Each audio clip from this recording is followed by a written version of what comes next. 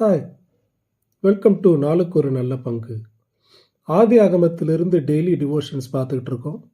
இன்றைக்கான வேத பகுதி ஆதி ஆகமம் 15வது அதிகாரம் வசனங்கள் 7 முதல் 21 வரை. அழுகையும் களிப்பும். சூரியன் அஸ்தமித்து காரிருள் உண்டான பின்பு இதோ புகைகிற சூளையும் அந்த துண்டங்களின் நடுவே கடந்து போகிற அக்கினி ஜுவாலையும் தோன்றின.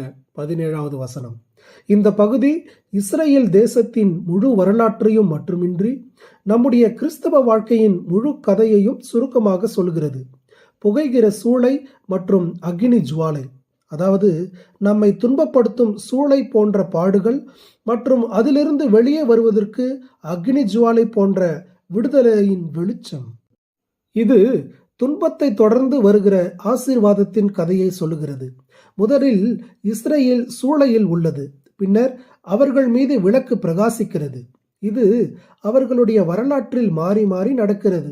அவர்கள் எகிப்தில் 400 ஆண்டுகள் அடிமைகளாக இருந்தார்கள். பிற்பாடு ஆபிரகாமுக்கு வாக்களிக்கப்பட்ட சுதந்திர நாட்டுக்கு வந்தார்கள்.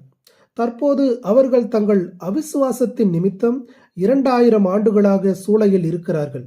ஒரு காலம் வர இருக்கிறது, அது அவர்களது வரலாற்றில் சூளையின் உச்சக்கட்டம்.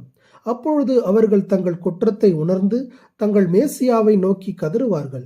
அப்பொழுது அவர் அவர்களுக்கு ஒரு விடுதலையின் விளக்காக வந்து அவர்களை காப்பாற்றுவார். நம்முடைய கிறிஸ்தவ வாழ்க்கையின் கதையும் இப்படித்தான் சென்று கொண்டிருக்கிறது.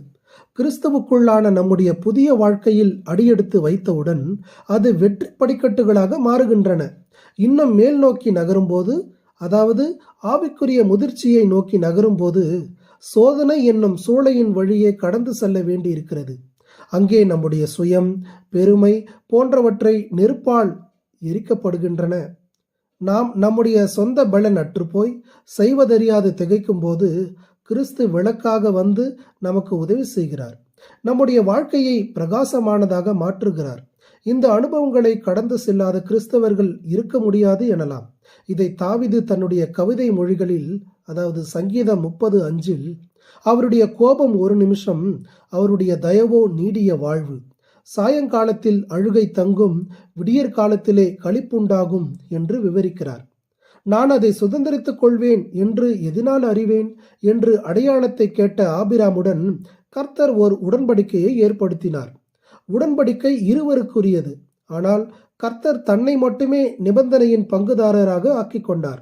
ஆசீர்வாதம் ஆபிராமுக்கு கிடையாமற் போனால் அதற்கு நானே பொறுப்பு என கர்த்தர் தாமே ஏற்றுக்கொண்டார்.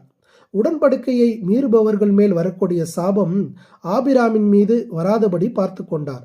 எவ்வளவு கரிசனை மிக்க கர்த்தர்! நம்முடைய ரட்சிப்புக்காக, ஆசீர்வாதங்களுக்காக நாம் எதையும் செய்யாதபடி கிறிஸ்து தாமே நம்முடைய பாவங்களையும் சாபங்களையும் சிலுவையில் சுமந்தார். விலங்குகள், பறவைகள் அல்ல, கிறிஸ்துவின் மரணமே நமக்கு உடன்படிக்கையின் அடையாளம். ஆண்டவரே, ஆபிராமை போல நாங்களும் விசுவாசித்து அதை சுதந்திரித்துக் கொள்ள உதவுவீராக. ஆமென்.